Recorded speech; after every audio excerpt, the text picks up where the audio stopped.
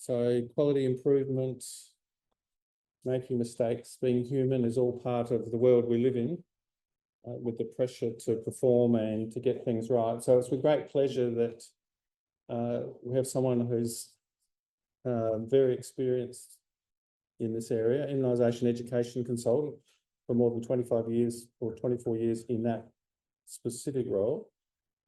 Immunisation program deliveries is something that everyone in South Australia and people around Australia know. Pneumococcal disease and setting up and providing work for that, clinical advice, support, education, and someone who does it in her sleep, I think, just about. She's doing it so long. Welcome, Angela Newbound, to take us through vaccination errors, your go-to guide. Thanks, Angela. Thanks, Rod, and thanks to the Immunisation Coalition for inviting me to give a really quick overview on vaccination errors that occur, unfortunately, more commonly than we actually think. Just make sure I've got a slide. Yep, okay. These are just my declarations, and certainly you can see there, advisory board member, also immunisation coordinator at the Adelaide Primary Health Network, and very proud Immunisation Coalition member. So learning objectives, really reducing errors really at every possible point in the vaccination process is absolutely key, and but they unfortunately do happen, and it's really important for providers to look at the strategies to reduce these errors and know all of the steps that they should take should an error be made. So why do they occur? Well, it's really touted by many people that vaccination is simple, safe and effective way, I'm short, yes I know, of protecting people against harmful diseases. And we know that the credibility and success of any immunisation program is really highly dependent on the administration of safe, quality vaccines, but also public confidence in the program and the vaccine provider. Well, we know that our vaccines certainly are safe and they're mostly effective, but I'm actually not convinced vaccination is simple. The program is complex and the risk of error is high. Healthcare providers have certainly got a responsibility to ensure that vaccines are administered safely and effectively. Incorrectly administered vaccines might harm patients and might not protect them from the very disease that we are aiming to protect them from. Additionally, incorrectly documented vaccinations may result in doses of vaccines being repeated unnecessarily. But as Rod said, we are human. We are not robots. So naturally, where there are humans concerned, there is potential for error.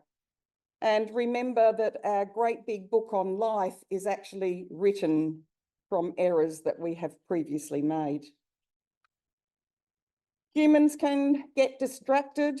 They may have many tasks to prioritise. They need to think on their feet. They get interrupted when preparing vaccines. You know, Rod commented earlier on vaccine provider and fatigue, and this can certainly lead to lack of concentration. And all of these may lead to the wrong vaccine being selected for the vaccinee, or perhaps the vaccine is not reconstituted, or perhaps the wrong patient received the vaccine. Perhaps the vaccinator is unfamiliar with the vaccine. Does it need reconstituting or not? Are they unfamiliar with the dosing schedule or the age specification or the route of administration of vaccine, and particularly when we're giving multiple vaccines?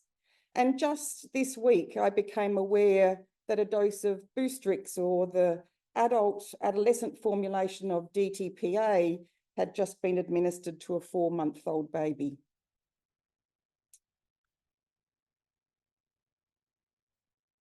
Perhaps they are confused by similar vaccine names and abbreviations, or maybe they do not understand what diseases that the vaccines target and wholly also touched on this earlier.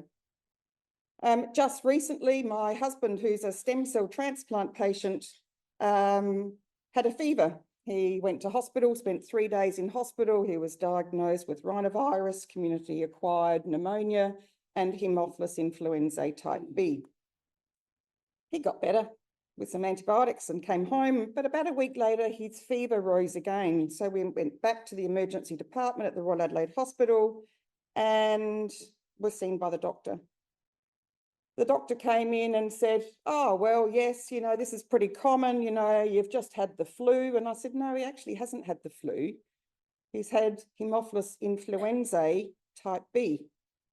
Yeah, the flu. Yeah, the flu. Well, I almost needed to take a pill myself just to calm myself down. But anyway, I digress. There was a new report from the Institute of Safe Medication Practices in America that found about 13% of all reported vaccine errors were due to confusion that arose between numerous age-dependent vaccines that target the same diseases, particularly with flu vaccines, hepatitis A and B, and various combination vaccines that target diphtheria, tetanus, and pertussis. About another 13% of errors involved lack of familiarity with the recommended ages for various vaccines, or a failure to take a step as simple as verifying the patient's age prior to administration. But since the definition of error includes a wrong action or statement, maybe one of the biggest errors providers make is not recommending a vaccine and not using the opportunity to vaccinate due to false contraindications. Given the short time that I've got on this topic, I've just focused on some of the really common vaccination areas, all of which are avoidable. We know that providers are super busy and skipping parts of the pre-vaccination process can easily happen. And sometimes that's due to complacency. These providers vaccinate all day, every day, or they've been vaccinating for many, many years. I get a lot more nervous about experienced vaccinators than I do about new vaccinators, because the new ones are so frightened of making mistakes, they get everything checked and checked and checked again. Not identifying the correct patient or the patient correctly could mean that the wrong vaccine's being administered. Patients may have a similar sounding name or date of birth. In some circumstances, providers might have several children in the room of the same family to be vaccinated, and so it can become very, very confusing. If the pre-vaccination checklist isn't completed, extra recommended vaccines for medically at-risk patients may be missed, or a pregnant woman may be given a vaccine that is not recommended in pregnancy. Explaining risks and benefits is part of the valid consenting process. It's about letting the patient make an informed decision. In 2010, when children were having severe febrile responses post-influenza vaccination, many of the parents interviewed stated, "I was not told about the risk of fever."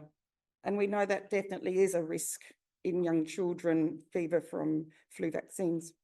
If the Australian Immunisation Register is not checked prior to every vaccination encounter, the patient may be receiving unnecessary vaccines. And whilst we can't over-vaccinate, we do not wish to poke needles in people unnecessarily and possibly induce the risk of an unnecessary adverse event. So how do we avoid it? We've got to make sure that we've got the right patient in front of us. We've got to ask the patient to give us their full name, including spelling, their date of birth. We ask them about their medical conditions on the pre-vaccination checklist, and a lot of people won't tell you that they're a diabetic because they are a healthy diabetic. Some people will say, yes, I do have an allergy to something, but in fact, when you tease that out, it's actually just a minor common reaction.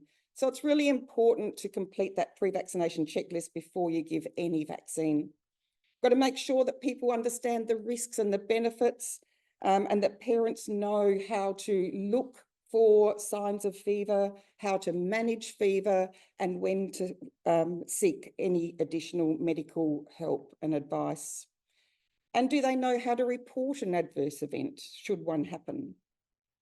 We need to cover all of the elements of valid consent.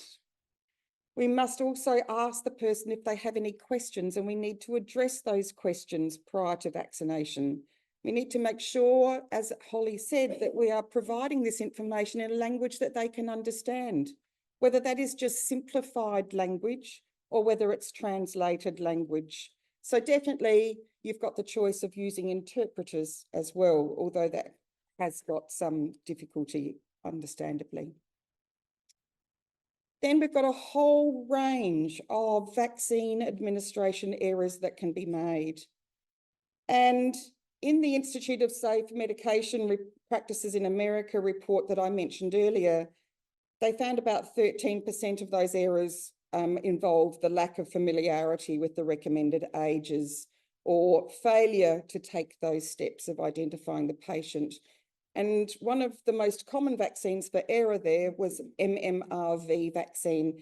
And we know that MMRV, measles, mumps, rubella, varicella vaccines, are not recommended to be given as the first dose of MMR-containing vaccine to children less than 4 years of age, but it happens frequently. Got to make sure that we've got the right vaccine and the right diluent. We make sure that we are going to be triple checking our vaccines, that we're giving it at the right time, the correct age, appropriate for travel, whether or not we are giving it the right way. What is the dose that we are giving? Are we giving it in the right site? Little babies, we only use anterolateral thighs. After 12 months of age, we start using deltoids as well. We've got to make sure that our documentation is correct. And the documentation is for NIP vaccines, COVID vaccines, Japanese encephalitis vaccines, and influenza vaccines are all mandatory reporting to the AIR. But non-NIP vaccines should be reported as best practice, because the AIR is only a database and it's only as good as the data that it actually receives, and it forms a complete vaccination record for the patient. So looking at how do you reduce this risk, making sure that you've got the right vaccine in your hand. And this is where we would do 3 vaccine checks right at the refrigerator when you select the vaccine from the fridge. Have you got the right vaccine for the right age group of person? The second check is done in the room, and I really encourage providers to show the patient the vaccine box and read it out. We're going to give you this vaccine. This is the expiry date, and this is the batch number. We will send you away with all of this information written down for you. So that's your second check, but it's also telling your patient that you are giving them the right vaccine. They will need to know batch number and expiry date and name of vaccine if they were going to have to report an adverse event. The third check is once you have prepared the vaccine just prior to administration, have a look at the barrel of the syringe where the sticky label is, and once again, double check you've got the right vaccine, giving it to the right age group of person, and you are set to go. One thing that we do know about vaccine administration is if once we have administered that vaccine, there is absolutely no way we can suck it back out again. We've got to make sure that we're using the correct diluents if our vaccines need to be reconstituted. We want to make sure that we're not giving an expired vaccine, and that's why it's always a good thing to read that out to your patient. We've chosen the correct site, whether it's a deltoid or an anterior lateral thigh, or in fact, is it an oral vaccine? We have had some very, very tricky people that have actually injected rotavirus vaccines in the past. We need to just make sure post-vaccination that their patient is okay, and remind them to wait in the clinic for 15 minutes, and you would explain why you're asking them to wait. We want to correctly document that we've given the vaccines, that all the risks and benefits were explained, valid consenting process was undertaken, the date, the time of the vaccine, brand name, expiry date, batch number, the administration site, left leg, right leg, etc. When is the next dose due? Who was the vaccinator that gave the vaccine? We need to give patients a take-home record. And a lot of providers are not doing this because patients now can access their AIR record themselves. But the AIR record does not display injection site, and it does not display expiry date or batch number. And the patient needs all this information if they are wanting to report an adverse event. So they must have a take-home record given to them post-vaccination with all of that information on there. So inappropriately stored vaccines is also a very big problem, and we certainly know that the Strive for 5 booklet is our guide as well as the Australian Immunisation Handbook. So on occasions, patients may well have received vaccines that have been compromised by suboptimal handling and storage. And whilst we can usually be confident that they're not going to cause immediate harm to those that have received such a vaccine, there are legitimate concerns that the immune response and afforded protection, both in the short and long term, might be compromised. And in some cases, patients need to be recalled for repeat vaccination. Obviously, freezing of vaccines is when a vaccine is exposed to 0 degrees or lower. It certainly can lead to the physical disruption of the solution of liquid formulation vaccines. And if we inject these vaccines, there is a risk of local reactions. There could be microscopic glass fragments that have gone into the vial. And there have been reported severe reactions such as abscesses and potential septicemia following administration.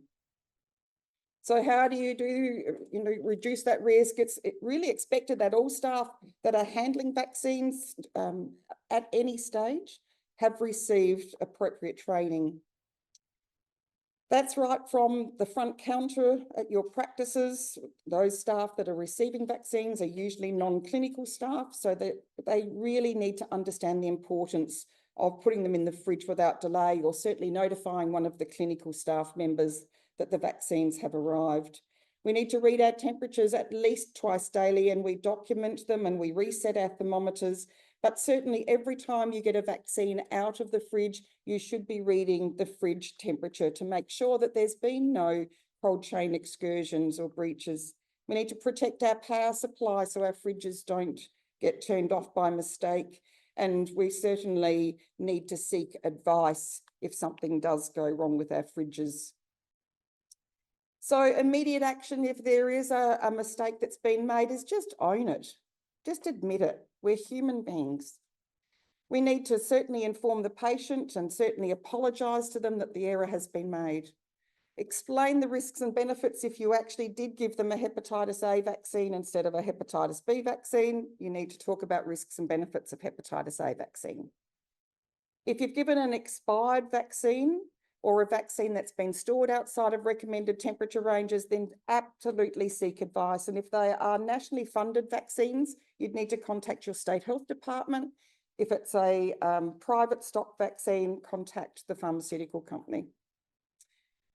Definitely advise that an error has been made to your state and territory health departments, and document. I can't really stress how important documentation and good documentation actually is. Definitely follow up your patient about 24 hours later, just to make sure that they're okay. Have they had an adverse event? Would they like some support in reporting that adverse event? Definitely meet as a team in your practice, discuss the event, examine the error, what went wrong, why did it go wrong, how can we stop it from going wrong again, and develop some strategies. You would then go back and contact your patient once again, apologise, make sure that they are actually feeling well, and just let them know that you have met as a team and that you are implementing additional strategies to reduce this error from happening again. And most likely, the patient will be actually quite fine about it, just knowing that you are sorry for the event and that you're doing something about it to stop it happening to another patient. So I think these are your really big take-home messages. We've just got to make sure that all staff that are handling and administering vaccines receive competency training. It's really important to ensure our new staff are given this appropriate training, but are also mentored on site until they feel confident and are competent to complete a vaccination encounter. Likewise, organisations must ensure that staff members with vaccination experience truly do know how to administer vaccines correctly, because it's quite possible that someone has been doing this for many, many years, but doing it incorrectly.